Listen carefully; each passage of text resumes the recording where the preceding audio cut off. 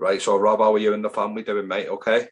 Yeah, really good. Thanks, mate. I mean, it's kind of good that all these mad few years seem to be settling down a bit. So I think everyone's getting back to a bit of normality. But yeah, all good, no complaints.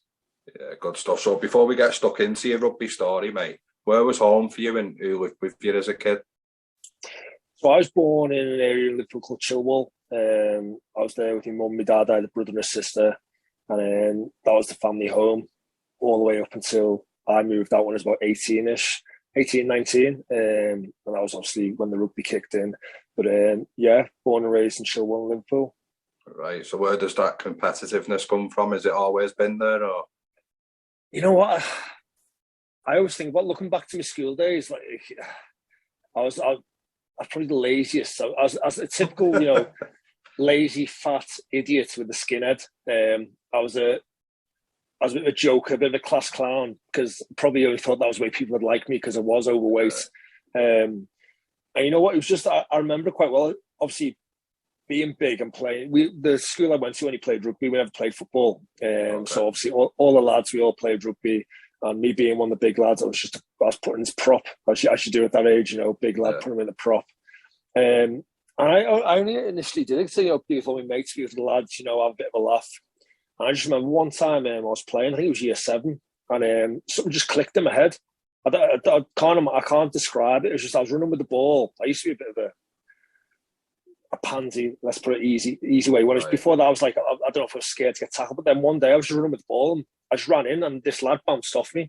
And then something clicked from there. I was like, this is quite good, this. And then from there, just developed and built on from, and started enjoying the rugby a lot more, building up a bit of a competitive edge and wanted to start winning then. Right. So where did rugby come into your life? Was it high school, was it? Played a little bit in prep school, but again, that was just, I think it was just part of the PE lessons. Right. We play every now and then against other schools, but obviously it wasn't that much of a big thing in prep school. But then when we get into year 7 in high school, and that's when you get the team, you start mixing with lads, because obviously going into a high school, you've got lads coming in you've never met before. Yeah.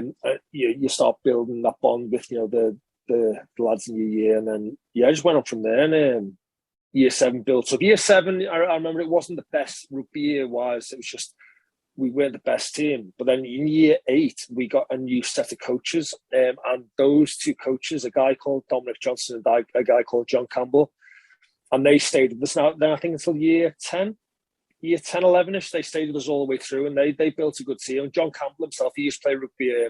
He played at a good standard.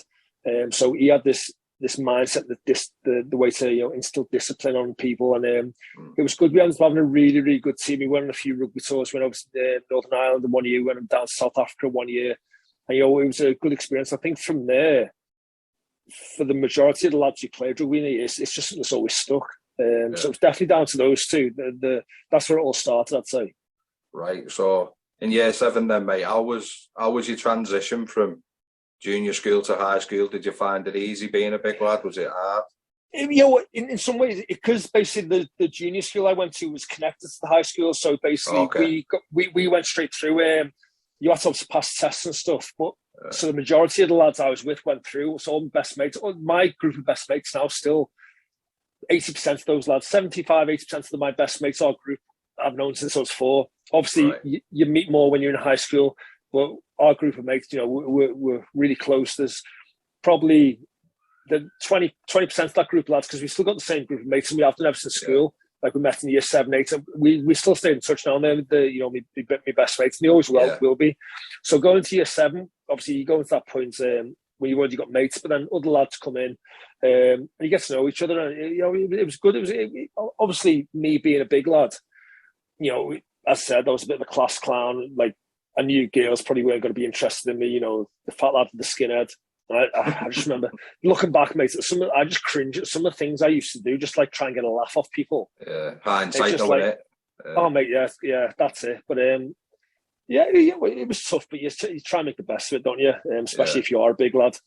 Right. So with your school both called, or just rugby union, mate? Just rugby union. I mean, obviously being from Liverpool, it's not the biggest rugby city anyway. It's obviously always football. Yeah. So it was probably, I wouldn't say strange, but I mean, the fact that we didn't play football obviously you play footy and PE lessons, but we never had a competitive team.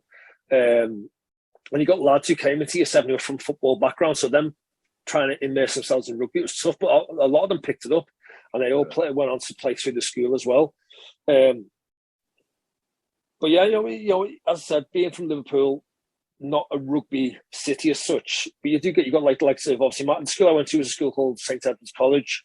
And there's a handful of schools in Liverpool. You got Liverpool College, Merchant Taylors, Birkenhead School over on the Wirral, obviously. You've got Caldy Grammar, St Anselm. So you've got a handful of schools who are all rugby union focused. So you do you're attached to a club, yeah. And you start building up that competitiveness where, you know, we're playing Liverpool College next week. You see it as a bit of a derby.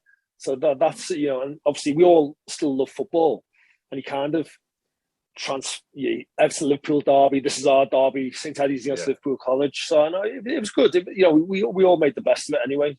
A lot of the lads who were from a footy background, they still played football on the weekends anyway for like a local team anyway. Yeah. So where was club rugby come into your life then, and when? Mate, you know what? This is going to sound really weird. I hardly played any club rugby. Played any. Again, it's probably down to the fact I was a bit lazy, overweight. I love playing in school. I played the occasional club for lads who went to school with. They play for like a single in Widnes, the Wids. I played a few games there. West Park, St Helens. I played a couple of games there. I even had 1 or 2 games at Waterloo. But I mean, it was literally I never did a whole season out with the particular team. It was just literally pop along, have a game. Yeah. I wasn't that interested. For me, I remember weekends, for me, it was play rugby on a Saturday morning in school, and a Saturday afternoon go out with mates, you know, go around to one of your mates' houses. And that was more socialising with your mates. So I never really had that interest in club rugby at all. I know it sounds weird, obviously, for me to go on and play pro rugby for so long, but it just didn't bother me at all in school. That's fair enough.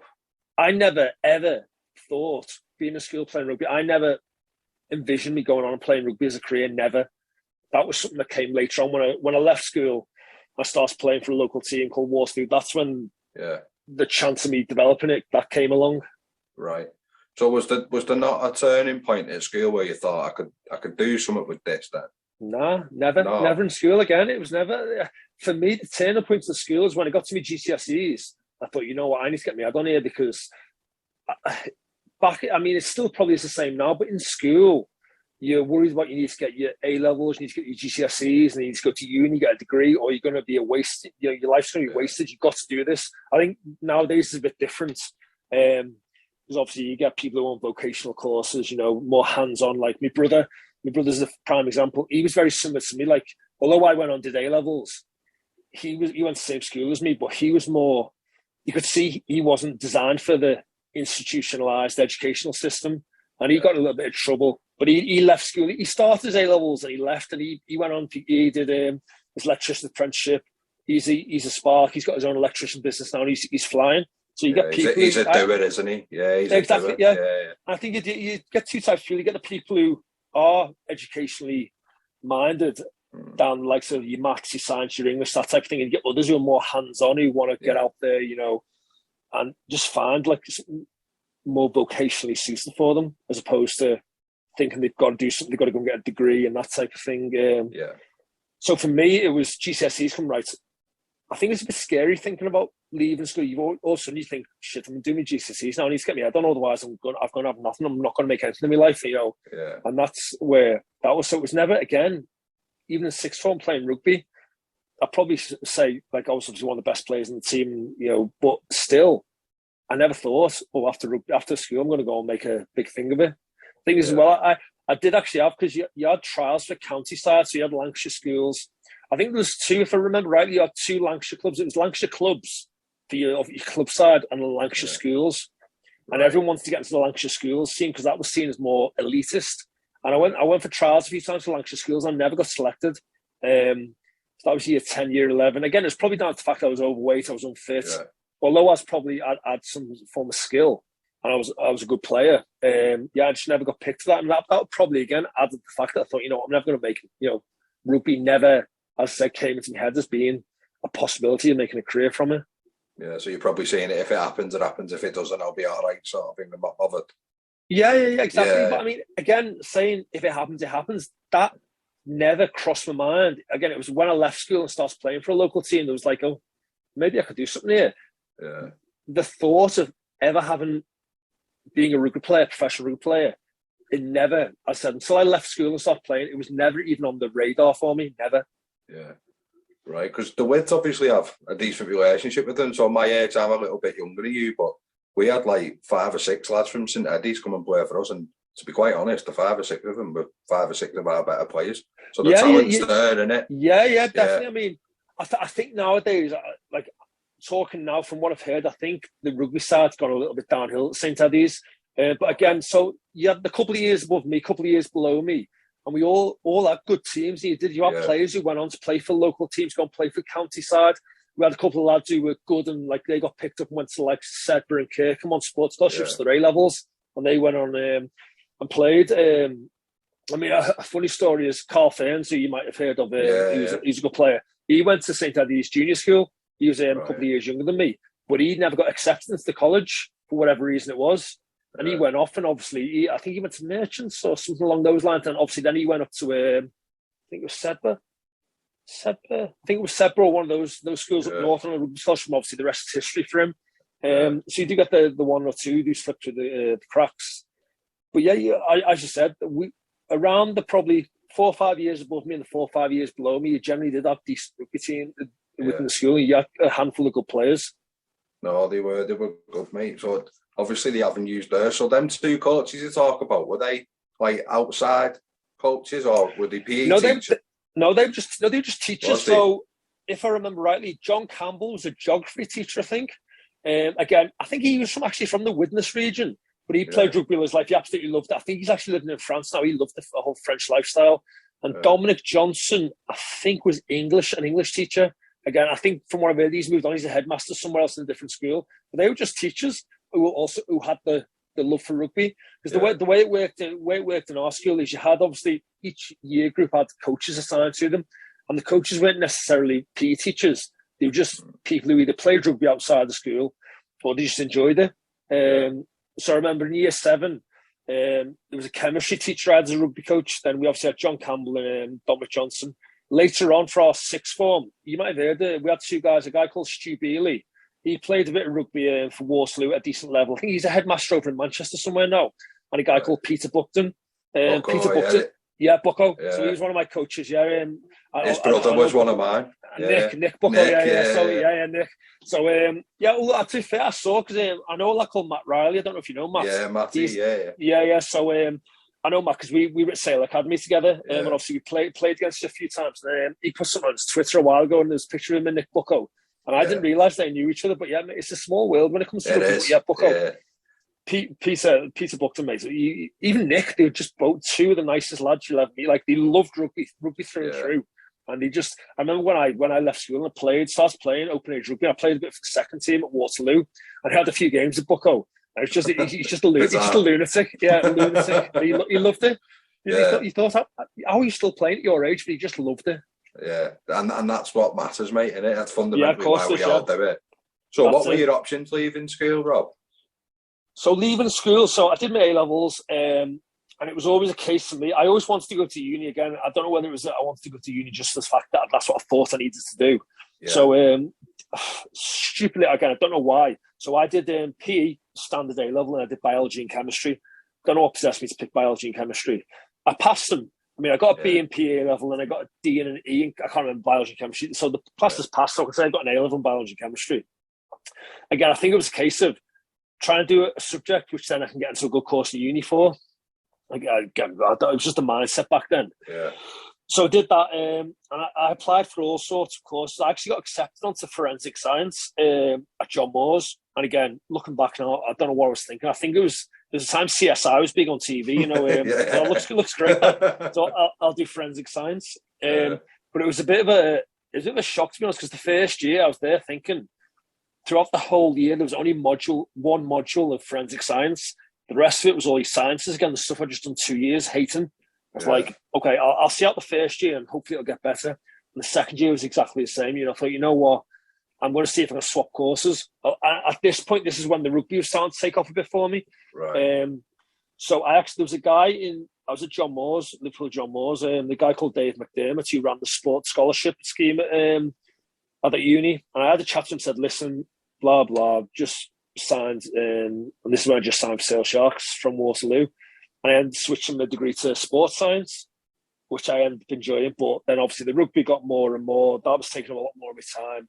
And I just didn't have the time. Or looking back now, I probably thought at the time I wasn't able to complete the degree. Because again, you're young, you've just signed a pro contract. You're like, that's all I want to do. I don't care about anything else. I need to focus on that. So dropped out of uni, no degree, loads of student debt. But I was playing rugby. So it was like, it was all right. Yeah. So we dragged you down to Waterloo, mate, and what were your first impressions when you walked in? So again, Waterloo was a bit of a... So I just left school, and a few of the teachers... So there was a good few teachers at the school I just left who played rugby. So a guy called Dominic McKenzie, Stuart Bealey obviously had played, a guy called Dave Mercer, and they all played at Waterloo. So they were all like, listen, come down and play here, come and have a game, get used to playing open age men's rugby. And there was me and a few of the lads who played rugby all the way through our school lives. And there was maybe 3 or 4 of us. And I remember we all went down. I drove us because I'd only just started driving a year or so before that. Yeah. And I've driven us all down to Waterloo to take part in our pre-season. I'm there looking, just these massive men. I just remember it was boiling hot summer. We're about to do some fitness running around the track. I'm dreading it. And these huge men, I just remember thinking someone taking the shirts off running. Enormous 6-packs. I'm just thinking, what am I doing here? Like, oh my God, literally, this is ridiculous. And obviously the first few weeks of rugby pre-season is a bit of fitness, a bit of handling, basic skills. Yeah. And that's when and it went well. The good thing for me is the coach at Waterloo at the time is a guy called Phil Winstanley, Philly Wink. And he's really high up in Premier Rugby now. And he was also a prop. He played Sale Sharks for years, played professional rugby. Then he retired and progressed on to being involved in Premier Rugby, all the behind-the-scenes parts of rugby down in Twickenham and that type of stuff. Yeah. And he was the coach. He was coaching at Waterloo. And obviously he saw something in me, with me being a prop as well. I don't know whether it was a bit of raw talent or whatever it might have been.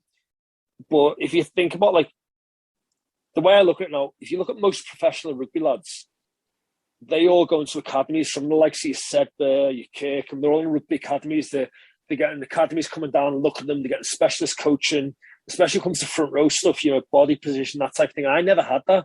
I'd gone from sixth form where I was just relying on my strength and the fact that I was bigger than everyone in the scrum. Obviously, scrum at schoolboy level as well. It's nothing. You can only push it a certain amount, So there's no... And then I've gone from there to then trying to play with open age rugby with massive men. I remember my very first session on the scrum machine. Again, it was part of the way through pre-season. Which are unrealistic themselves, aren't they? Yeah, of course they are. Yeah. But it's just I was like, wow, I'm in over my head here. Again, and I think Phil, obviously, because I like to think I was good with my hands. I had good rugby skills. I could pass well. I had an all right rugby brain. I wouldn't say I was ever the best. I think just due to the fact I'm from a footballish Liverpool-based background. So I had skills and, I enjoyed running with the ball. I'll get this in now. I'm actually gutted I never tried playing rugby league because the aspects of rugby I love is carrying the ball, that one-on-one, confrontation, the tackling, carrying the ball. And that, yeah. That's it. And that's where I was good at. I was a good ball carrier. I'd say 90% of the time, I'd always be able to beat the first tackler, whether it be just bosh him off or whatever. So I had some power behind me as well. I think it was just the fact that he wanted to develop me better into that prop, mentality, get my body position sorted. So Phil and Sandy, he had a lot to do with me progressing. I was kind of, by the end of pre-season, I was involved in some of the pre-season games, which I didn't think I would be. And then say the season starts September, I think it was October, November time, I was on the bench a few times. I started making more of an impact. I come off the bench. Scrum was all right. I mean, it wasn't amazing. Yeah. I was doing a job. I was never getting pushed back. My body position was probably a bit all over the place again because I was quite big and strong, so I could get away with it then. But I was making an impact, carrying the ball and that type of thing. So I ended up playing a lot of rugby that year.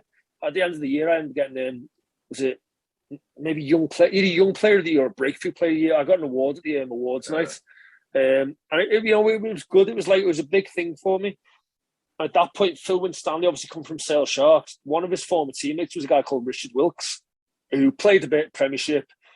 But he'd gone on to become a rugby agent, and he owns a rugby agency now called Green Room Sports. They're one of the biggest, when it comes to rugby union, and one of the biggest agencies out there now. Right. So he brought Wilkie down to see me over the summer after my first season at Waterloo. And basically said, listen, obviously there's, we think you're playing open age rugby, 18, 19 years of age. It was National 2 at the time. So I think third tier. So you got Prem champion. It was National won the championship back then. So Prem National won the National 2. So I was playing National 2 North, it was. And when I was doing well, I was coaching. I said, listen, for you to be playing this level and doing well without any proper coaching or experience, there's obviously something there. So we want to, have another season at Waterloo. We want to keep an eye on you. And then we'll start pushing you out to teams, academies and that type of stuff. And that's how it went. So I had a second year at Waterloo. Again, played quite a lot. They brought in the prop in called Martin O'Keefe, Cakes, and he played a little bit of rugby league. He was a prop as well, big guy. I think he played a little bit of rugby league over in Wakefield back in the day, but he was mainly rugby union. He played, so he took me under his wing a little bit. He's a good lad.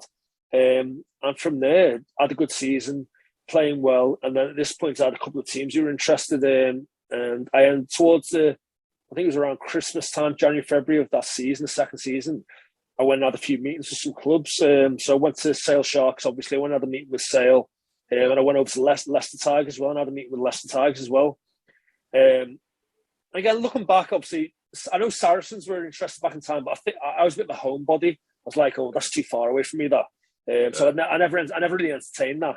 And that was before Saracens became the team they are now. That was back in the day. They played, I think it was Watford Football Club they were sharing a ground with.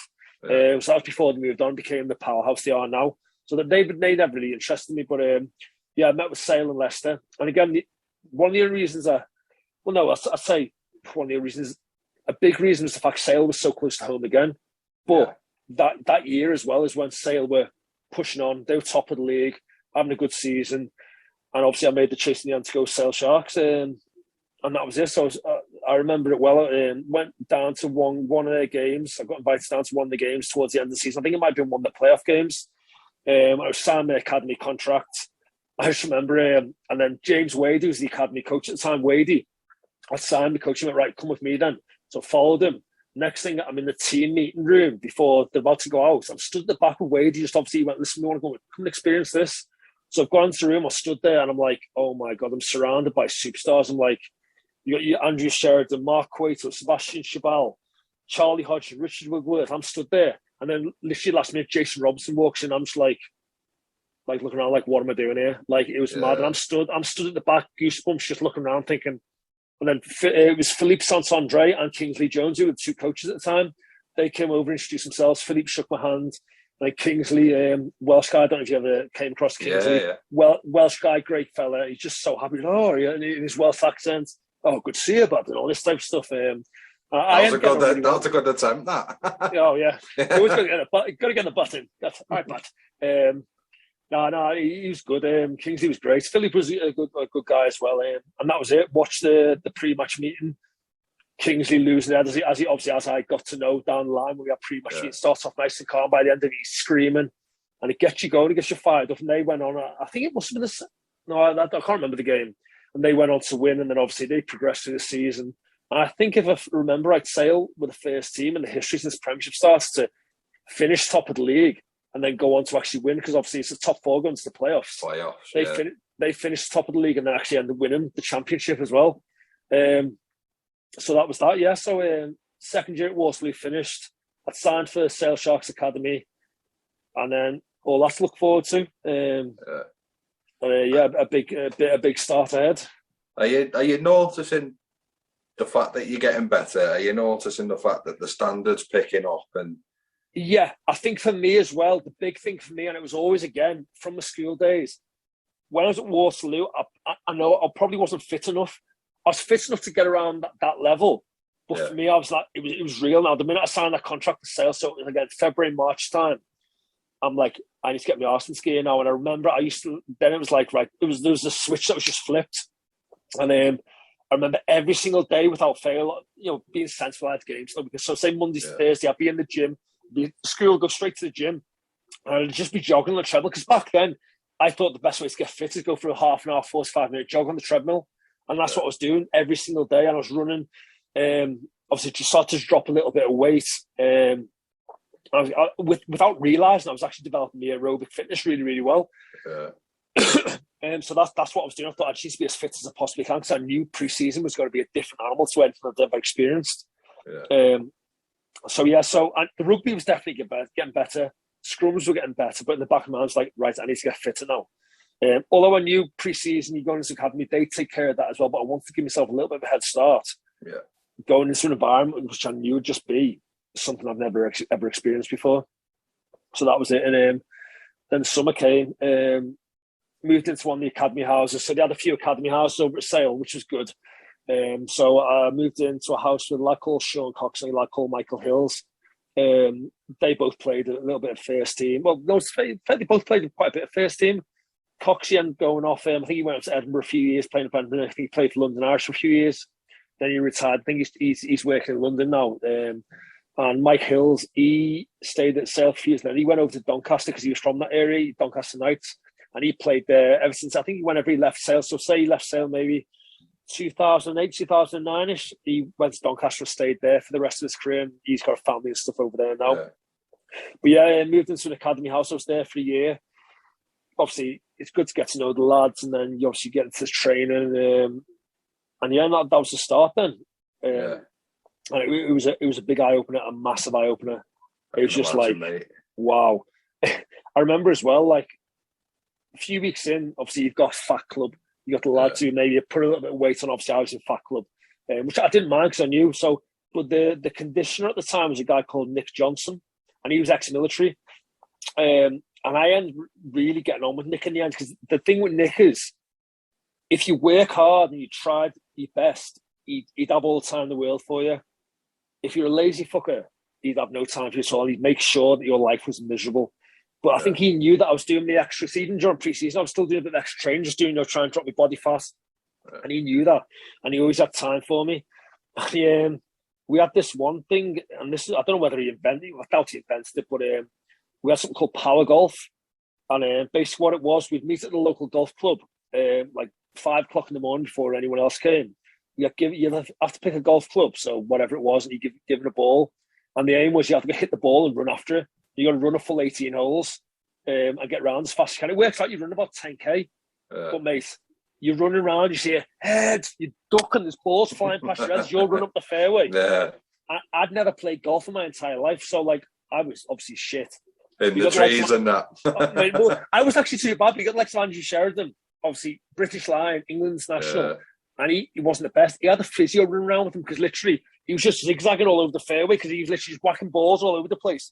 He must have done double the distance for everyone else. But it was good. And there was a guy called Don McLaren who was a nutritionist, and he was involved quite heavily in Liverpool John Moores. I'm not sure what he's doing now. And he was well renowned, like countrywide renowned for being one of the best nutritionists around. So again, took a lot of advice off him, and I was able to get myself into decent nick during pre-season.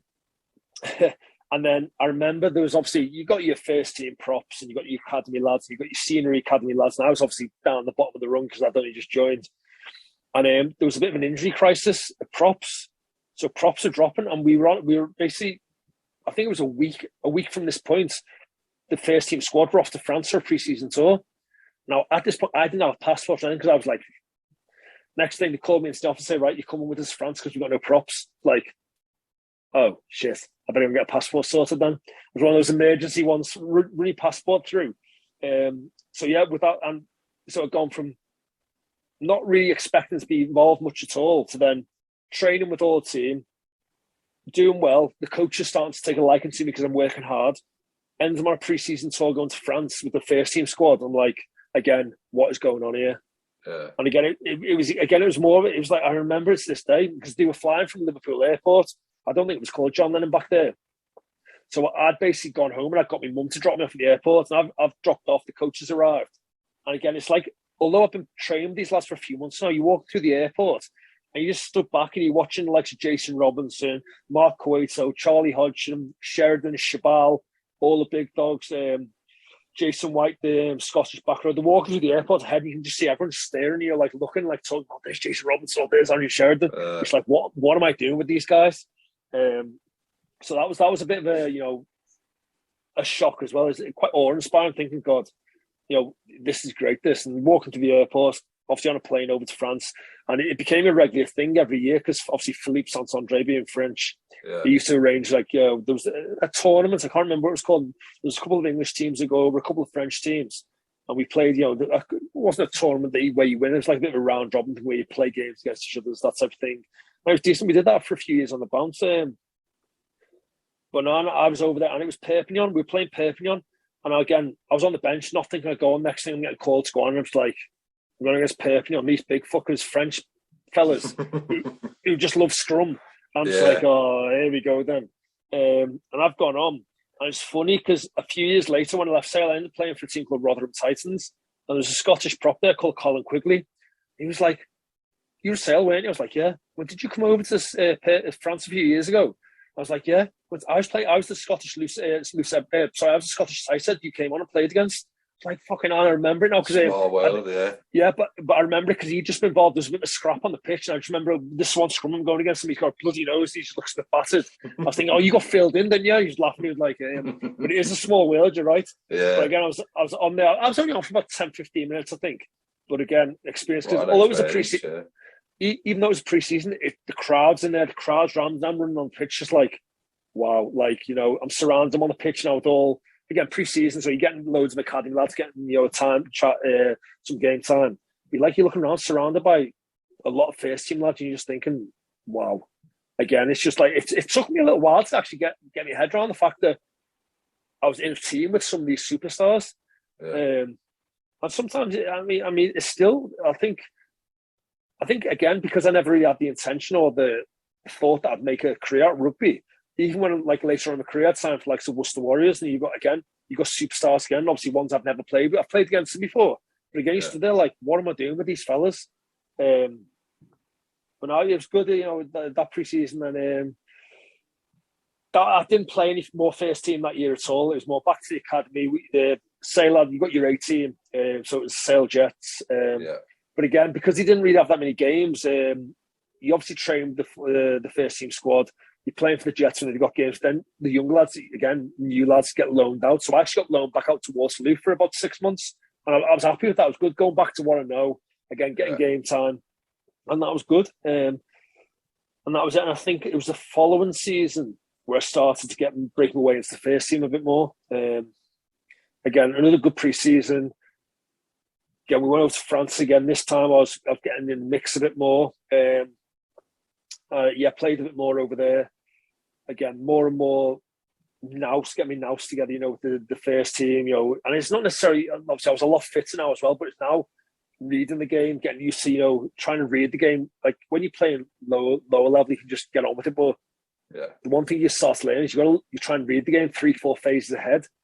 So you're not over chasing, you think, all right, there's going to be a ruck there, and then I'm going to wait here because they'll go around the corner and you go, so starting to get more savvy with it as opposed to just wasting your energy. So I've started to develop my game a lot more. Obviously, the technical aspect of being a prop still was tough, especially at that level. But I'd like to, again, because that me being 6'5", you don't get many props that height. No. But obviously, I was with Andrew Sheridan, who was 6'5". He was an international. So again, he took me under his wing a little bit. I was trying to learn as much as I can off him. Obviously, with Shez, he was a freak in the gym. He was so strong. He still is as well, and have you seen some of his stuff?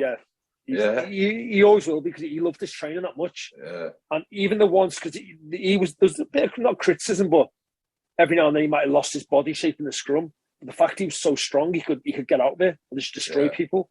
Obviously, I didn't have that strength. I like to think I was fairly strong, but nowhere near the level he was on. So I was trying to focus more on the technique. There was a French loosehead called Lionel Four. Again, he played for France a few times. Again, he was helping me out. The French lads there, you never really know. Well, I never really knew how to take the French lads because they were dead quiet. They kept themselves to themselves. But the minute you got to know them, and if you made an effort with them, they were the nicest fellas in the world. Like you look at Chabal, you used to watch him on TV, think he's a fucking animal. But again, he was a bit of a joker. He just loved taking the piss. And he, I remember his laugh. He had like this little high pitched laugh. He just it was infectious. You hear him laughing, and you start laughing. But all the French lads I've ever played with, nicest fellas in the world.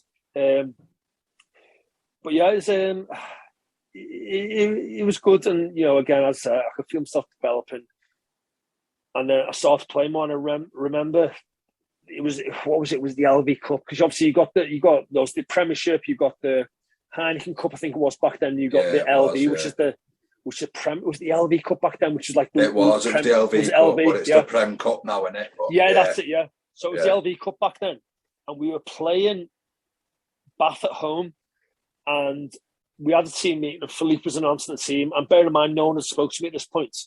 And so, like, every now and then you might get, a little bit heads up, you playing this week? Nothing like that. And Philippe is announcing the team, and he goes, Lucid, Rob O'Donnell, like in his French accent. And I was like, shit. I sat there. I just remember a team like that, for everyone, a few of the lads who were my mates from the academy congratulate me or whatever. I just gone downstairs, and I remember ringing my dad. My dad's passed away now, but I remember ringing my dad straight away and said, and I think I might have been expecting to be on the bench that week, just to have it, because it was the LV Cup. And I went, Dad, just let you know I'm involved this week. Oh, you're on the bench? He went, no, I'm starting. And he just went, you're joking. And I was just like, it was just one of those things. And but I remember again, though, innit? Yeah. I remember it's this day. I mean, that night, because it was a Friday night, because Sale used to share the ground with Stockport County, Edgeley Park. So whenever we had home games, more often than we played on Friday night, it was great. I used to love the Friday night games. And I was playing against a tight end at Bath called Duncan Bell, and he was absolutely massive. I just remember the very first scrum I've hit in. It was like nothing I've ever experienced. It was like going into a brick wall. I felt like as if bells had just gone off my head. I hit this fella that hard. I was like, oh my God. Again, this is what it is now. This is where I'm at. We lost that game. I think it was 21-19. We lost. We played well. I played well. I was happy with how I played. And the following week was the LV Cup again, and we playing against Leicester Tigers away. And again, got given the chance to start. And this time I was playing against Dan Cole. Obviously, Dan Cole, history speaks for itself. Obviously, going on played half my time for England. But this is the time he was only just coming through as well. Would he be? He was probably still academy, or he'd maybe just coming through to the first team. But again, I remember playing against him, and I played really well against him. Again, I think we just lost, but I mean, I had 2 really good games.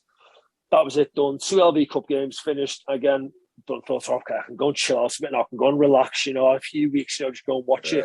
Next week, it's back to Premiership, a game on TV. Team announced, starting Lucid Rob O'Donnell. I'm just like, fucking hell. We're back to the Premiership. We're on TV.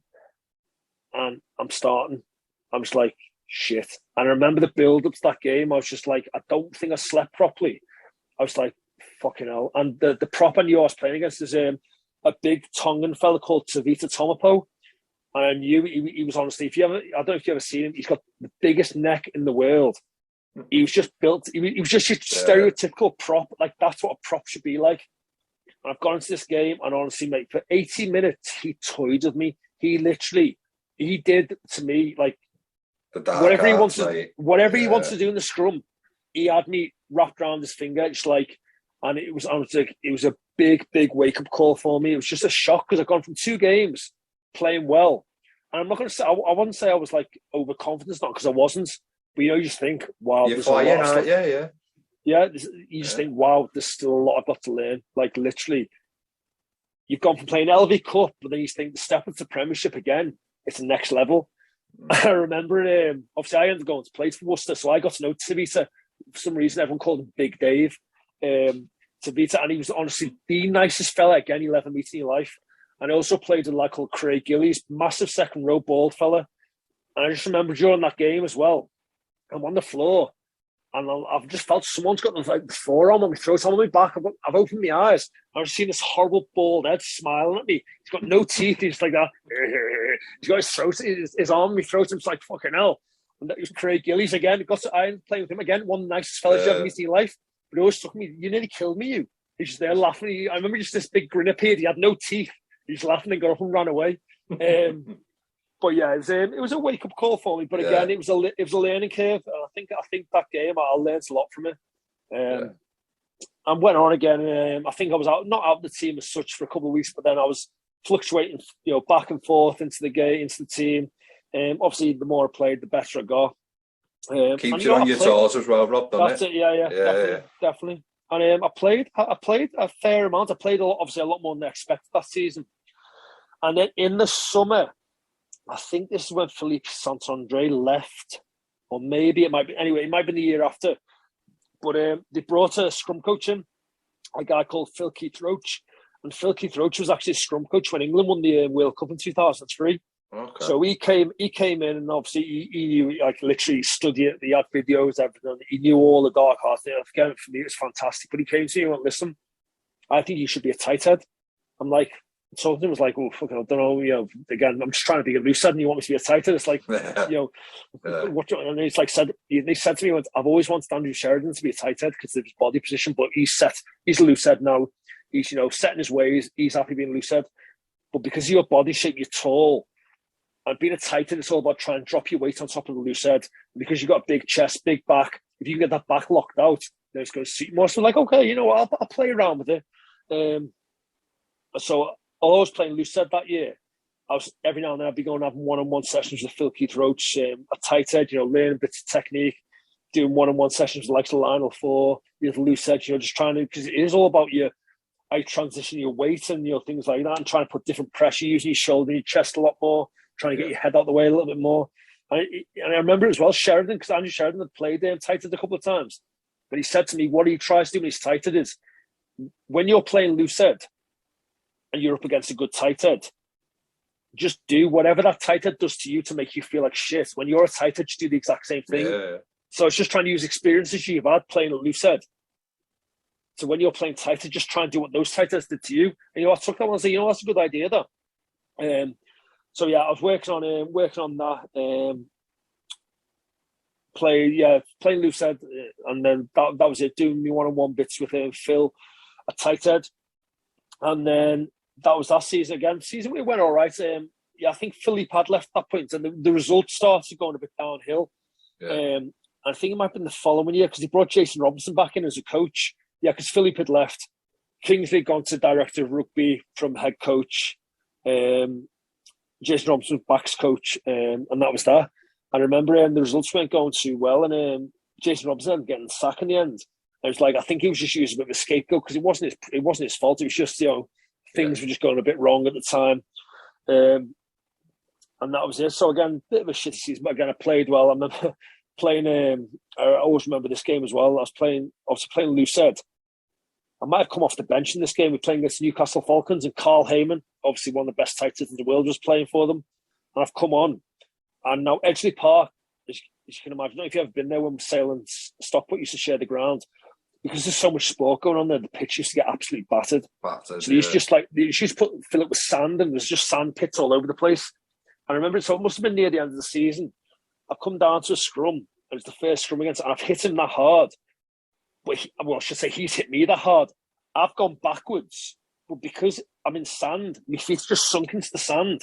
I'm like, now, I think I'm down ankle deep in sand, but because I'm that deep, I can't go. I'm literally, you can't push me back anymore. So the sand actually saved me from getting my head pushed up my arse. Yeah, but again, he was obviously all black, one of the best tight heads to ever play the game, even though he was 6'5" as well.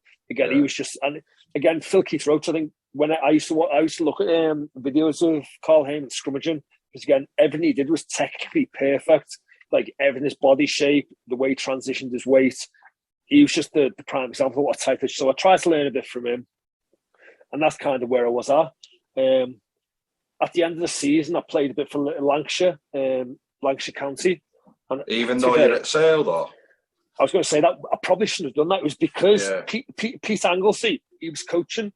And you know what? To be honest, I might have got my years mixed up. This might have been the year before. It probably was the summer before, but it's all right story anyway. So Pete Anglesey was coaching, so they kind of swindled a bit to let me play Lancashire again, just get a bit of game time. And I ended up getting selected for the England Counties tour. And we went over to South Korea and Japan. So we had a week in South Korea and a week in Japan. It was unbelievable, like one of the best experiences of my life.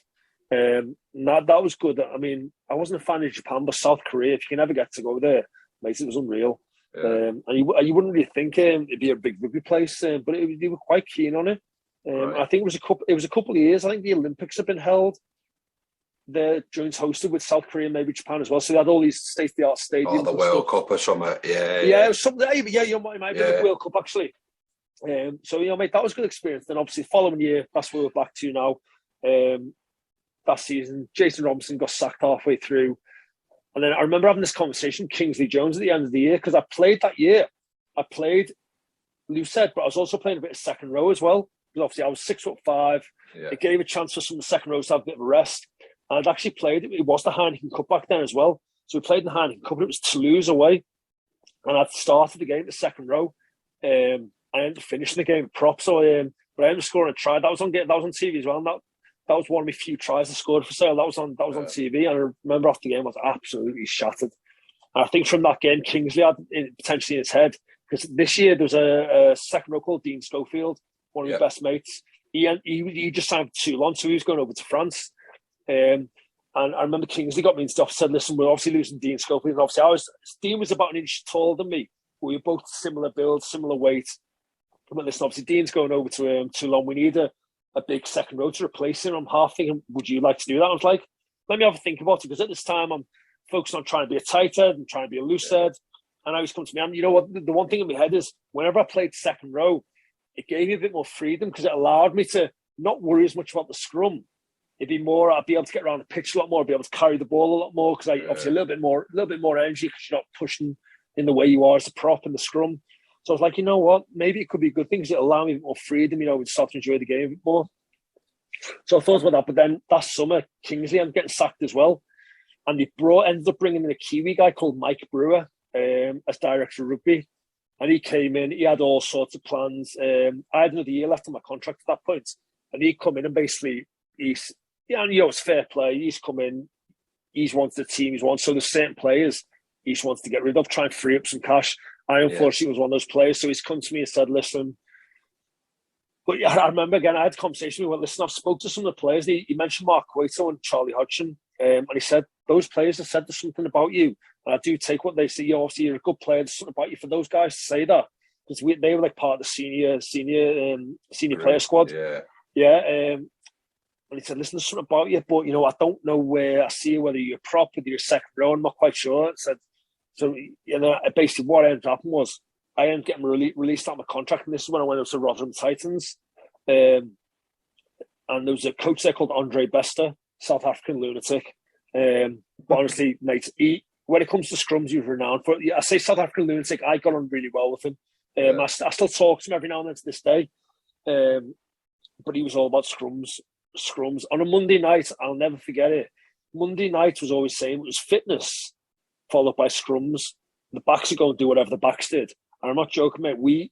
It's quite regular. If you ever Google Andre Best, there's so many stories about him. On a Monday night, we do 100 scrums without fail. And that was probably the best thing for me, because I'd gone to Rotherham as a tight head. I'd not played much as tight head. Andre saw me as a tight head as well. So me to go into this environment and do that many scrums week in, week out for months in the pre-season was probably the best thing that I could have ever done. I was fit as I've probably ever been. Running wise, I was smashing the fitness. I was getting better at being a tight head. Again, rugby is rugby, running with the ball, blah, blah, blah, whatever. And that was it. And the season started. And we were away. And Bristol, I think, had just been relegated that year. And obviously, they were the big favourites to go back up. And our first game was Bristol away. And we ended up winning that game, last play of the game. It was amazing. And it was mad because Mako Bunapola, he came on for a few minutes at the end, just before I got subbed up. So I think I had one scrum against somebody. He was only young. Obviously, he was a young lad then. He was only on his way up. But yeah, we ended up beating Bristol away. And I think we went maybe three games we won on the run. And again, there was, because I'd just come down from the Premiership, I was playing tighter. There was a few articles in the rugby paper about me going, Premiership teams are already eyeing up, tighter, blah, blah. He's making a big impression. So again, there's a bit of publicity going on about me or whatever. And it was good. And I remember, and then we came up against Nottingham Rugby. And again, there was a few players for Nottingham who went, Sione Kalamafoni, big back row. He ended up going playing for Gloucester, Leicester. They had a few decent players. And it was a decent game. And again, it started the game really well. We were winning. I think we just got a penalty try on the scrums. So that, amazing. And then this is where things, literally the whole world tumbled down for me. We just scored a try. So we just received the kickoff. And one of my good mates, Ben Harris, he'd received the kickoff and he popped it to me. So I'm carrying it. I've broken through. And next thing I'm getting tackled from behind. It was Sione Kalamafoni. and he's a big fella. So as he's tackled me, he's dragging me down, and basically his weight's been pushed on my right foot. So my right foot's been in one position, locked in there. My body's twisted. I've ended up dislocating my ankle and breaking my leg. So it wasn't the nicest thing. Like, as I've gone down and felt I got tackled, one thing I will say, I was able to set up the rugby and scoring from that. But I've looked down at my foot. My foot's now pointing the wrong way. It was weird. I wasn't in pain, but I'm looking down. My foot's over there, and I'm just like that. I start screaming because I'm like, again, I'm not in pain. I'm just like, my foot shouldn't be like that. Yeah. And I was playing against a lad called Alex Shaw, who was at the Sale Academy with. He was playing for Nottingham. And obviously, he heard me and he seen me. I remember he came over to me, Rob, don't worry, it's just a bad sprain. I'm like, it's not, I've seen it. It's definitely not a bad sprain. So obviously, they stopped the game. Stopped for about 15 minutes or so. Yeah. And again, another funny story, because the crowd's quite close to the pitch at Rotherham. What I heard later is a member of the crowd seeing my ankle, he passed out. He came around, seen it again, passed out again this second time. He cracked his head open on one of the steps. So that was that. And I'm on the pitch still. The doctor's there. So the doctors come over to me and said, they're sending the air ambulance for you. So I'm like, fucking hell. Because I didn't really know Rotherham that well. So I'm like, how far away is the hospital? When they send the helicopter. So I was like, all right, it'll be a good experience going off in a helicopter. Then as soon as they said, they cancel out and send an ambulance. So like, all right, it's okay. But then the worst thing was, as I'm getting handed over to the paramedics, the club doctor, who was a good fella, I hear him saying he's got he's got a dislocated right ankle and a compound fracture of his right leg. Now, I don't know if you could know a compound fracture when the bone's sticking out the skin. So I'm lying there thinking, fucking hell, this is bad. I'm thinking, right, that's it, never playing again. My bone's sticking out my leg, my ankle's fucking facing over there. I'm in there thinking, right, that's me done forever. So I'm in the ambulance, and it's mad. I was thinking, the ambulance, I'm not joking, the ambulance journey was 2 minutes. So I'm thinking, why were they even thinking about a helicopter? Like, literally, I was down the road, I was in the hospital. Get put into A&E, and I always remember this, like, as I'm getting handed over, I see the consultant going, there's no compound fracture here. So I'm like, thank fuck for that. So, like, that was probably just a miscommunication or whatever. So I'm there in A&E. Again, I'm not in pain. So, like, on gas now, I'm like, well, it just feels weird. I remember as well, obviously, my foot was pointing the wrong way. I could still wiggle my toes. I was just lying there wiggling my toes thinking, this is such a bizarre thing, it's just weird. So I'm doing that, and then I'm in A&E, and next thing, like, the consultant comes in and goes, right, listen, he shuts the curtain and says, right, I want you to take a few deep breaths. So I'm like, okay. So I'm like that, sucking on this gas and air. And next thing, I don't know where they came from. There's about 9 or 10 nurses came and just pinned me down. So now I'm like that. I'm panicking now. And I remember, so obviously he's put my ankle, but so he's pulled my ankle towards him. So that's one crack. And it cracks about 2 or 3 times back in. And that was the most agonising thing I've ever felt. But the relief instantly, the minute it was back in, the pain had stopped, the blood flow was going again. I could feel my foot getting warm. It was just relief, and the pain had gone. I was like, oh my God, this is amazing. So ankle was back in place then. I got sent for an X-ray. It turns out I've broken my leg as well. So luckily, again, things happen for a reason. The consultant who was going to operate on me was a guy called Kevin Wembridge. And again, keep in touch with this day. He was a massive rugby fan, massive Bristol fan. And basically he came and see me and said, listen, we need to get that done tonight, because if we don't get that operated on tonight, the swelling, we're not going to get operated on for 2 or 3 weeks. So I'm taking down to surgery tonight. So like, okay, sounds gone down.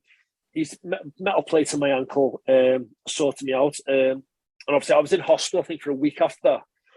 Got out, and then obviously that was the long process to rehab, because I'd smashed all the ligaments in my ankle as well. So this called the syndesmosis screw. So you've got the 2 bones in your leg. You get those bones screwed together.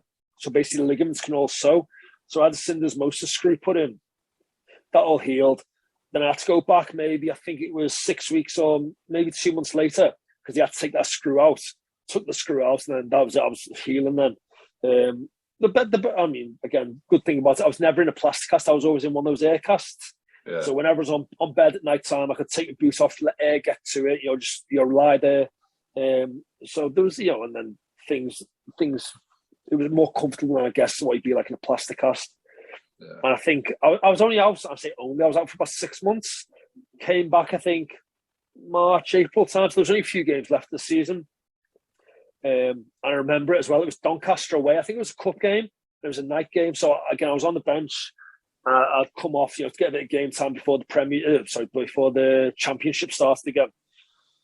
I remember I carried the ball, and it's a psychological thing. I felt someone tackle me from behind, and it was someone who just made a touch, and I've just dropped to the deck straight away because it was that psychological block of thinking, fucking, that's going to happen again. And I'm the first to admit it now. Like, coming back, I was never the same player again. Never, ever. Obviously, I didn't have the flexibility in my ankle anymore. To being a prop, you need to be able to get quite low in the scrum. Never had that flexibility again. Probably a bit of a psychological block. It never. After a few games, I was never scared of getting it broken again. I just don't think. I don't think I was the same player again. I think I lost something in those few months. Obviously, don't get me wrong. I came back. I played another season at Rotherham Titans. Again, did well. Then I got signed for Worcester Warriors. So I was back in the Premiership. I played at Worcester for 3 years. Again, good few years. It was Richard Hill signed me, who I went to play for in France a few years later. Yeah. Richard Hill. And so the first season again back. So I come from Championship back to Premiership. I wasn't really expecting to play a great deal. I didn't. Played in some of the cup games. Was that under the discussion when you signed that you'd be a squad player, or? I was signed as third choice tight end. So there was so you're aware of that, mate, yeah. Yeah. So mate, if you look at the contracts, if you're a first or second choice tight end, you're talking hundreds of grand a year. Yeah. Nowhere near that. Nowhere on a different planet. That's fair enough, at least of course there's you're signed, you say, listen, you're coming as a third choice tight end. Like, right, okay, I'm just happy to be back in the Premiership. I need to prove myself. Yeah. So you had Dave, Big Dave, who I spoke about, Tavita Tomapo. I'm trying to think who else. There was a couple of other good tight ends there. John Andress, Irish guy, he ended up coming, and then Ewan Murray, Scottish tight end. He ended up signing as well. But he signed, I think it was 6 months into my first season there, because Big Dave Tavita, he had a nerve issue and he was struggling to play. I think he'd had a compression of his spine. So unfortunately, he ended up having to retire. So he didn't really play much, but again, he was more than happy to help. It was a bit of a weird time at Worcester. First season, played a little bit, and that was fine. I kind of expected that. But then Richard Hill got sacked at the end of the year. And you got Dean Ryan, who came in. Yeah. So Dean Ryan came in, all these ideas, whatever. When you think, fucking hell, you see him on TV, he's a pundit for Sky, you think he knows his stuff. And he knew his stuff. He brought in a guy called Carl Hogg as a forwards coach. Methan Davis, who was a Welsh guy as well. So Carl Hogg was forwards coach. Methan came in as a scrum coach. And that was it. And that year, mate, that second year. Yeah, so that's somewhere, again, we'll talk. I'm going to get ahead of myself and think about rugby. So that first year when I was at Worcester, is when I found out, it was at Rotherham, I found out my dad had cancer. Well, sorry about that, mate. Oh, mate, it is what it is. It's a long time ago now. But then we thought, so in the summer I just signed for Worcester that summer, he'd gone in to have an operation. And we thought he got rid of cancer. We got told cancer's all gone. We're like, that amazing, great. But then Christmas time, he started getting sick again. Turns out the cancer, he got an MRI just after Christmas time, and he got told again it was all clear. Turns out it wasn't all clear. The person who read it had missed the cancer. By the time they found out the cancer was properly back, it was too late. He was terminal. So the second pre-season with Dean in, I obviously told them, listen, my dad's on, I don't know how much longer he's got left. I might need to, shoot back up every now and then, at the drop of the hat type of thing. And we were doing pre-season. We were actually down at Malvern High School because there was loads of work done at Worcester. So we were down at Malvern. And I remember one day I got a call. There's off my sister saying, listen, you need to get home right now. So I've gone home again. I don't know how he did it, but he kept pulling through. You think, this is the end. He kept pulling through. And then, unfortunately, he ended up going middle of August time. So obviously, I remember it as well because I just played the pre-season friendly against Rotherham. We had a pre-season friendly against Rotherham. I think it was a Friday night that. So I played in that, and then I've gone home, and it was 2 days later, and passing away. So I was away from the rugby club for a week or two, but I wanted to try and get back in as soon as I could. So I got back into the mix, and then our first league games against Leicester Tigers away. Again, my head is probably a little bit all over the place with everything going on. Leicester away, I was on the bench, but Ed coming on and playing maybe 10, 15 minutes. It went all right, but again, probably made a few little mistakes again because my head wasn't in it. But after a couple of months, I was back into the mix of things. I was probably using my dad as a bit of motivation, to try and kick on. Yeah. And that was it. And I ended up playing a lot of rugby. I was starting weekend, it was in some ways, this is where things, I probably started losing the love of the game a little bit here. Because I was still third choice tight end. You got Ewan Murray, Scottish international, first choice. You got John Andress, Irish international, second choice. Both will be on a lot of money. And it's me, third choice. And I went through a phase of probably 6 months where I was playing every single game, week in, week out, starting. And I think there was a little bit of John had a bit of an injury. Ewan might have had a little, but the fact that I was still starting week in, week out, the Premiership. The season wasn't going well for Worcester.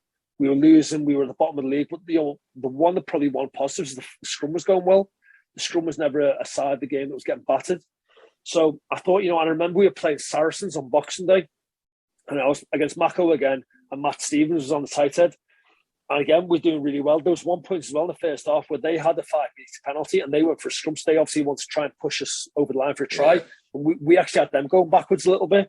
So, I stood there thinking, what? I'm actually not bad. I'm actually doing all right. I thought, my contract runs out this year. I'm going to be on for, hopefully next contract's going to be decent, thinking that, and that's in my mind.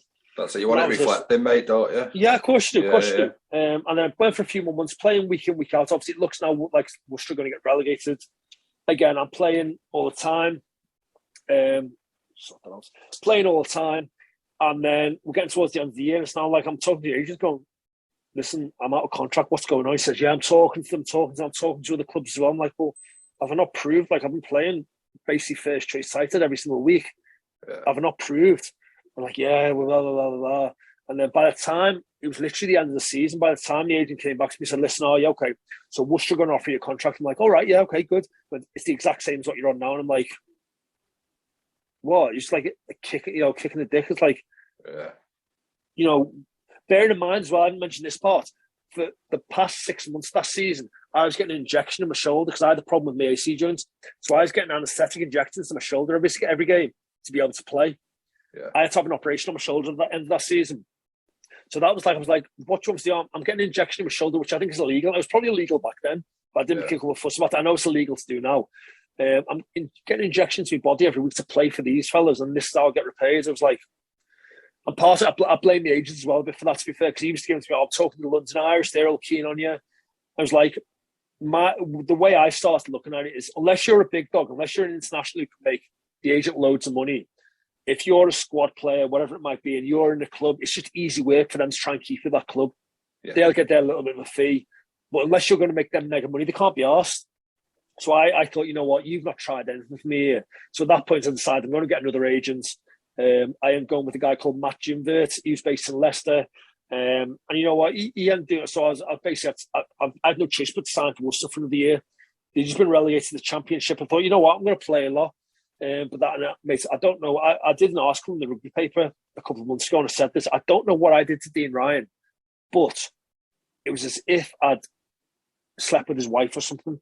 Because within the space of 3 months, he wouldn't talk to me, he wouldn't do anything, he wouldn't play me. Mate, for that season, the only time I played in the Championship, you have the British and Irish Cup, which is like the LV Cup. That's the only time I played. I didn't play any Championship games. I played the B&I Cup every now and then. Mate, there was times when the weather was really bad, when the snow, we couldn't train at Worcester. We'd have to go to like a local school and use a 4G pitch there. There was times they come to me and say, no, you don't need to come and train today. You can just stay and do some fitness on your own. I'm just like, what have I done here? What have I done? And, and I thought back in the summer, Nick Johnson, the conditioner who was at Sale with me, he'd just been drafted into Worcester as well.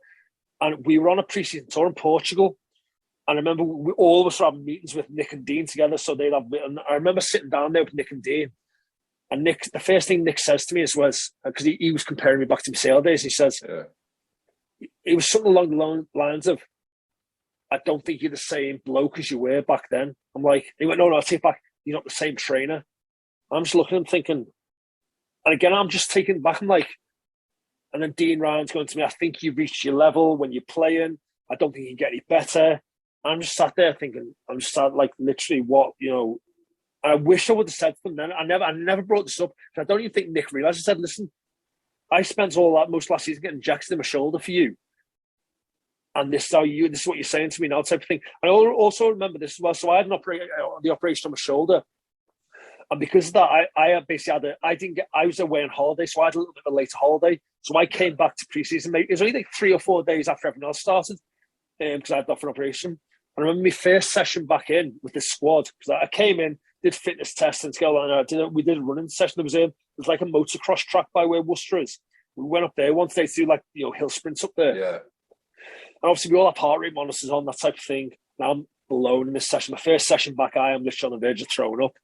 And afterwards, Dean Ryan comes over to me and goes, "You weren't working hard enough." I'm like, "What are you talking about?" He went, "Heart rate data shows you weren't working hard enough. You were just cruising."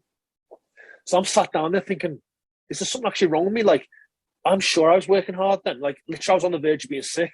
Literally, 2 minutes later, because I've seen him chatting to the sports analyst, he walks back over to me. He walks back to me, "Oh, sorry about that. The data was wrong." I'm like, "You just wanted an excuse to have a go at me.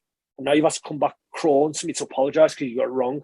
It was like, ever since then, from that point, it was never ever the same for me. So that was that. Left it, it was good because the team got promoted back to the Premiership. It was a bit of a nail biter at the end of the season with Bristol. It was a last minute try by Chris Pennell. Then Ryan Lamb scored the conversion to put us back up. I just remember thinking that because I was watching from the stands. I've gone down on the pitch, all the lads made up. I'm thinking, it doesn't feel the same for me, this, because I've not really been part of this team.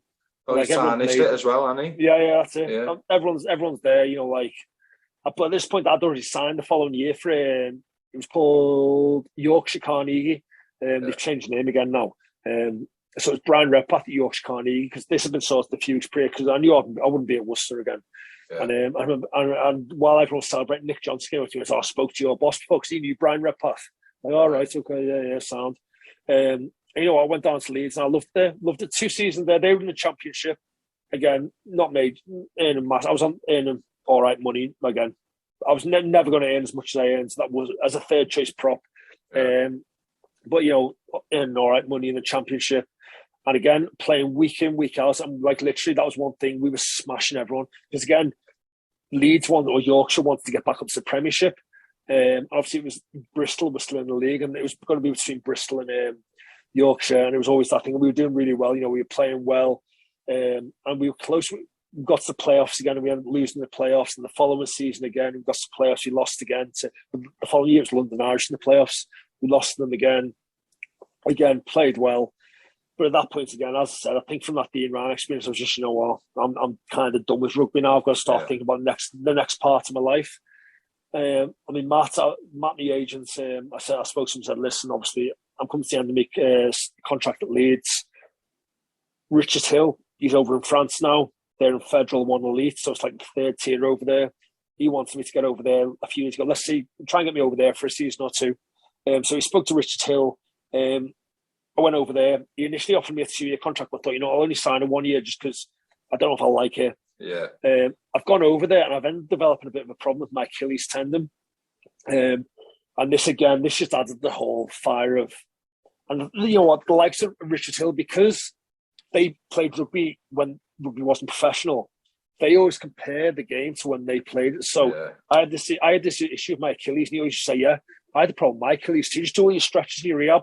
I'm like, "All right, sound, yeah." But then like you're not doing it. Yeah. So I did all that, and it was about October time. And I wasn't really playing much because my Achilles was in bits. Again, played the odd game. It turned out I went and got a scan February, March time. I had a partial rupture of my Achilles, so literally it was on the verge of just completely going. Because I hadn't fully gone, all I needed was a little bit of surgery. 2-3 months to be back as good as new. So it annoyed me, because if I would have got that done in September, would have got it done by Christmas time, I'd be back playing. But again, because I hadn't played much, I had this issue. I got my operation done over there in France. They didn't offer me another contract. You know what? It's a blessing in disguise. I'll go home. And the thing is, I got the operation and went home. Never had a problem with Achilles, never. Got back to England, so this is 2018 now. And I've signed for Caldy, local team on the Waterloo. Obviously, they've just been promoted to the Championship. Big story about them. Played with them for a season, loved it at that level. But again, played there for 1 year. So now it's 2019, summer 2019. I thought, you know what? I'm going to focus a bit more on my work-life balance, because I was PT and I just become a PT as well. Yeah. I was working and self-employed. I was working also. I was working Saturdays, Sundays, playing Saturday afternoons. I didn't have a life. I thought, you know what? I'm just going to focus a bit more on work and trying to get my life back. So I didn't play again. And obviously, COVID happened, all that type of stuff happened. And here we are now. I'm not PTing anymore now. Actually, I'm actually working. I work for a company called Marple Security. I'm a manager there. Yeah. So it's a good job. I enjoy it. It's something different, and I'm actually going to pull the boots on again next season. I've had a chat to a team on the World called Anselmians. Again, low level. I mean, I think maybe level 4, level 5, couple below Caldy. And I've missed it. So looks like I'm going to have a season over there. Just how get back into it, and then we'll see what happens, mate. That's it, mate. Hopefully bring the love back as well. They've spent a few quid on the clubhouse, haven't they? It's smart there now. Never used to be, mate. No, mate. Never. Yeah. I think they used to share. Was it at down at Ellesmere Port? They used to be down at Ellesmere Port way. I'm sure they were sharing, Easton. But now they've done it all up. Is that what it was? So they're at Easton, and because I played for the Wids, when we used to play them, they had like a. I don't want to be disrespectful to anyone. A bit of a shed, you know what I mean? Mate, well, that's what they said to me. And that's literally what it was, with a function room, a shed. Yeah. I spoke to them a couple of years ago when I just left Caldy to basically maybe get involved with them doing a bit of coaching thing, and they said, "Listen, we've got a shed here, but we are getting it all done up." So they weren't the first to say it. But so I'm going to play there a bit next season. Sound. I saw you did a podcast with Paul Arnold as well. I know Paul quite well. He got in touch with me because he's playing at West Park next season. He said, "You fancy it?" And I said, "Well, I'm actually going to play here, but let's see what happens next season." The winter's closer anyway. yeah, definitely. So, but I'll have a little game again next season, see how it goes. Try and maybe do a little bit of coaching. Who knows? I've dabbled in coaching over the last couple of years. I was doing a bit down at Wirral, just doing bits of the forwards. But the coaching side never necessarily appealed to me. I was one of these ones. Even when I was playing rugby. When I wasn't playing rugby, I just tried to get away from it. I'd literally, try and get my mind away from it. Like when I was in Manchester, when I was in Sheffield, in Worcester on the weekends. Let's say I play a game on a Friday night, I'd go back to Liverpool for the weekend, just get away from everything, and get back. And so I never had, like what I was saying earlier, lads who become professional rugby players more often than not. They come from that, they love of rugby, from private rugby schools and that type of stuff. Because I never had that. I never had that background. It was like, I don't probably share the same love of the game that a lot of people do. Yeah. Don't get me wrong, I love playing and that type of thing. I think that's worked out for you though, Yeah, mate, definitely. Yeah. Because you've come into the game quite late and raw. That's it. You've not been like scripted and channeled to do one thing all the time. And I think what, in some ways, I think that actually went against me a little bit, because especially when it comes to contracts and stuff like that, because I wasn't a name that people knew of. Although again, I played, a fair amount of Premiership. Although I wasn't someone who'd been on the radar since school, I didn't fit maybe a certain mould. I think that probably did go against me a little bit, because my background, like, who's this? Just some lad from Liverpool who can play a bit of rugby. Yeah. You know what? It is what it is. I mean, I love my career. Yeah, the last few years are a bit tough. They were tarnished a little bit. But, I mean, I wouldn't change it for the world. I mean, not many people can say they played pro rugby for 14 years. Not at all. And everything you've done, you've earned, mate, and you're the right way. Exactly, mate, yeah. So, no, it was good. It was a good experience. But now it's on to the next phase of my life. I'm 37. I was 37 at the end of the year. The grey. Young. I mean, makes me look like that, mate. Mate, yeah, it's good, but the grey makes me look like I'm about 70. Nah, it's Sam, that. I'm just embracing it now, mate. Yeah. But as I said, I'll play a bit of rugby next season, just focus on the next phase of my life now. But as I said, no regrets, mate. I had a good time. I had a good experience. You are because of it, yeah. That's it. I made a lot of good friends who I'll never forget. As I mentioned, Dean Schofield before, I'm actually seeing him this Friday. Always keep in touch with Dean. He's obviously a few years older than me, mate, but it's mad, because I thought about this. Apart from when he was at Toulon, I was at Rotherham. We played for the same teams. We were at Sheffield, we were at Sale together, we were at Worcester together, we went to Yorkshire Carnegie together. So, mate, I lived with him for a few years, mate. He's amazing. What a guy. Well, he coached Matty at Sedge, didn't he? Of course he did. Of course he did. Yeah, I forgot. Did. That's when we were. That's when we were at Leeds together. Yeah, I forgot he did that. He does. He dabbles a bit of Stockport now because his family are involved in Stockport. So I think he even pulls the boots on for the third team every now and then. There. But no, mate, he's one of the best. So I say, you make some amazing. You make mates for life, don't you? Of course you do, yeah. And without knowing it, mate, probably even at Anselmians next year, you'll be coaching without knowing it, won't you? Well, Degsy, I don't know if you know who Degsy is. He played Caldy for years, a prop there. If you see him, you'll know him. He's like literally, again, nice fella, but he is literally. If you were to describe what a prop should be like, that's Degsy. Yeah. He played Cardiff for years, but he's like player coach, head coach there now. And he even said that to me when I had a chat to him. He said you do a bit of coaching. I was like, you know what, yeah, probably will do it in some aspects. You will, because people are going to be picking your brain. They'll be soft. Of course, yeah. Of course, and then little, like we said before, the dark arts, the little intricacies that they won't probably spot in it, like angles for a start. Exactly. Where you put your head if you think you're getting beat in the sternum and stuff in it. It's the little daft stuff, and then before you know it, you've just caught the kid, haven't you? And so yeah, the rest is history. Yeah.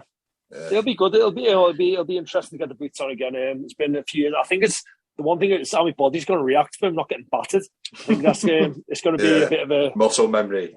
That's it. Yeah. But you know what else? I think from what I've seen, there's so many rules that have changed on these last few years. I'm going to have to fucking swat up again because I'll go on there not like what's going on. All the changes in rules, but no, I'm looking forward to it. Yeah. So when you're getting hurt at clubs, mate, are they looking after you and like both physically and mentally? Because you sound very strong-minded. There is no doubt in that, but there's got to be a time there where you're in a dark place and there's someone there for you. Mentally, I'd say not so much.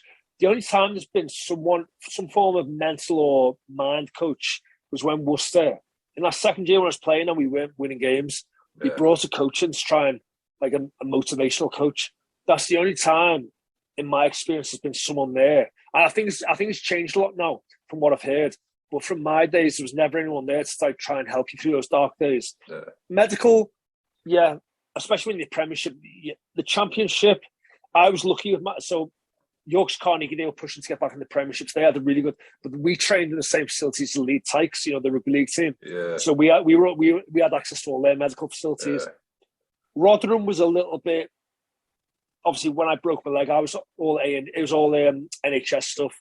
They had a little bit of private medical, but in the Championship, it's hard unless you're one of the big teams.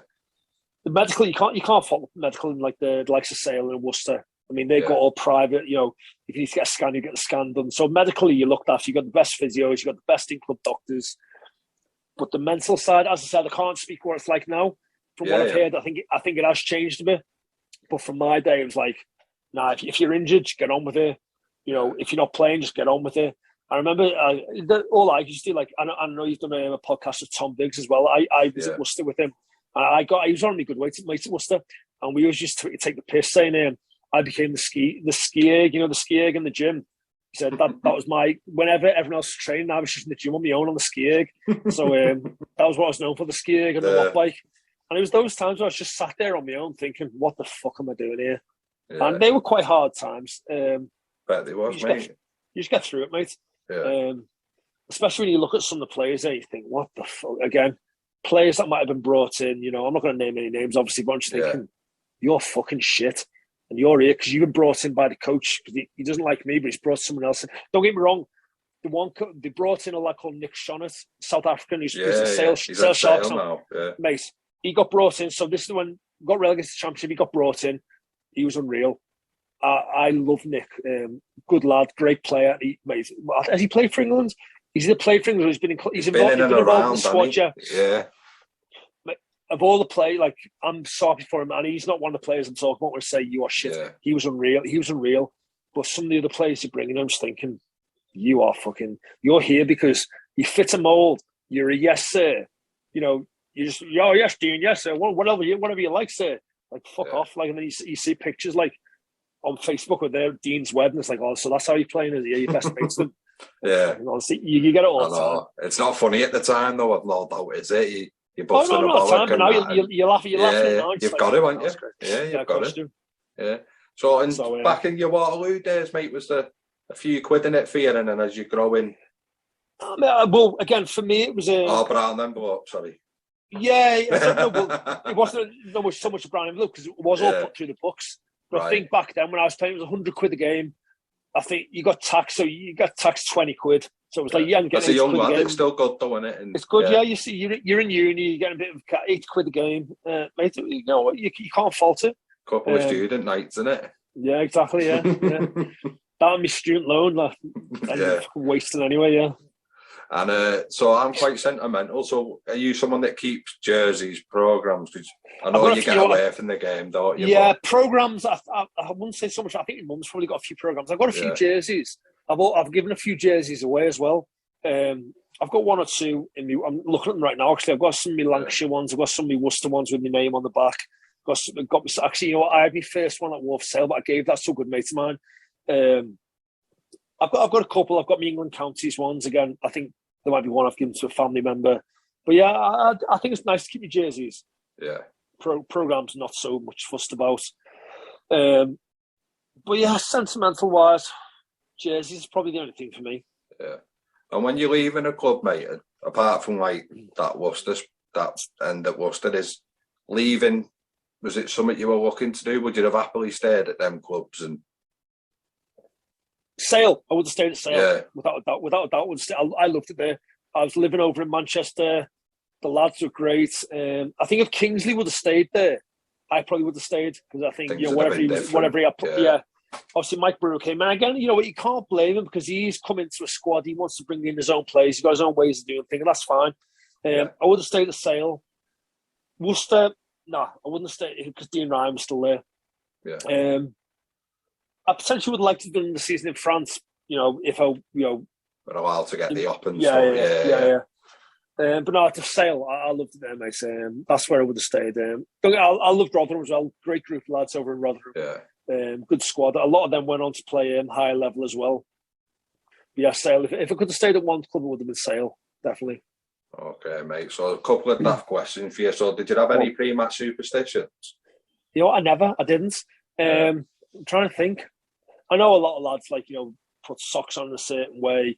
Certain foods and stuff, yeah. I probably shouldn't say this, but Kev Sinfield, I know what his pre-match superstition used to be. He used to go in the toilet, because he obviously played a year for Yorkshire Carnegie. He had to go in Union. And he used to go and sit in the toilet, obviously, but he'd use the toilet with the door open. So he'd be there, you walk past, you see him sat there, and that was him. He'd use the toilet. Yeah. He was a great guy. He was unbelievable, different level. But apart from that, I've never really had these superstitions as such. I suppose I always played with the scrum hat. I wouldn't say, I don't know if that's superstition or whatever. Always wore a gum shield. Apart from that, mate, nothing really. Right, so who's the toughest player you played with and against? And definition of tough is different for everybody, Rob, isn't it? So yeah, so position-wise, so for me, being a prop playing against another prop, I'd probably say Carl Heyman or Tavita Tomapo. They were just different level. Like, especially Big Dave, he just toyed with me. Tough as in Dean Schofield. I mean, although I never played against him, I played with him for years. And mate, he was hard as nails. Like, literally, he loved it. Yeah. Trying to think if anything else stands out.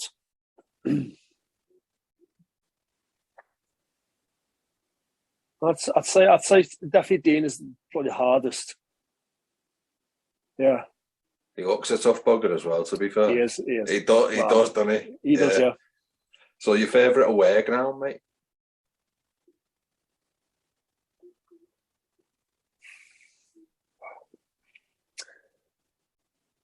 I don't think they're there anymore, but London Irish, when they played Majewski, that was a good one. Saracens was great as well. When Saracens, where they are now, that was great.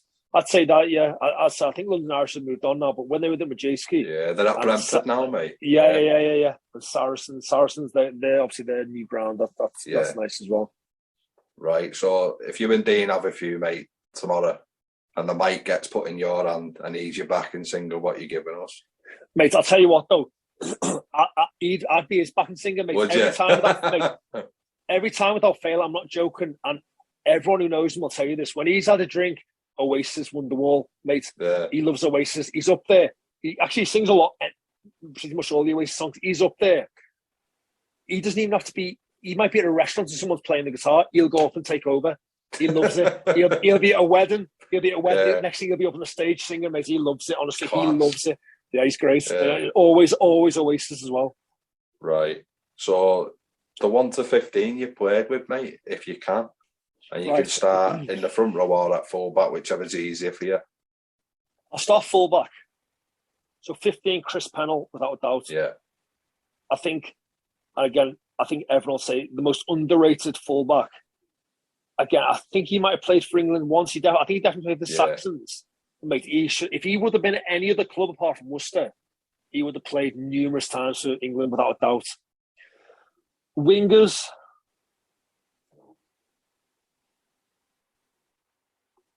No, I'll put Jason Robinson on one wing because, I mean, I know he's a fullback, but Jason Robinson, really. You can't not have him, can you? Another wing. They're probably... You were lucky at Sale there, really, weren't you? Yeah, well, I mean, with Mark Coito, let's say Coito, let's say Mark Coito, winger. Yeah. Centre, Luke McAllister. He was a beast. I only played with him for 1 or 2 years when he came to Sale, but he was a monster. Yeah. Again, he could play 10 as well. Another centre, Alex Grove. Again, he played for Scotland a few times, but I think he was very underrated as well. Quality player.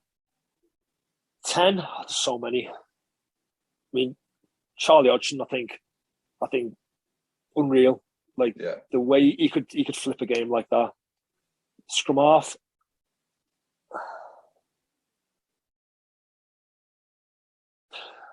It's hard. We've got Richard Wigglesworth or Paul Hodgson. Both, obviously both played for England. Let's go for Wiggle. Let's go. Let's say both of them then, yeah. Yeah. So forwards now. Number 8.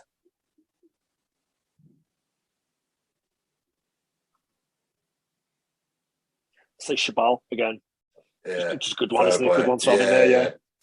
Back row 6, I'd say Jason White. Again, you know what? Another one talking about hard as nails. He was literally... He was good for Sale. Not in the sense of he'd have a fight, but he was just hard. He could keep going. Open side. Matt Kovacic. Yeah. Great player. Did you play with Rob? Yeah. Did you? I played with both of them. There was Nacho and Juan. Oh, fucking hell, you put that in the mix now. Yeah, Juan. Though you could have a book as the proper open sides, aren't they? Yeah, let's have Juan as well then. Yeah. Juan, because he was a different level as well. Obviously, he went off to Toulon as well. Yeah. Second row's got our big Dean Schofield in there.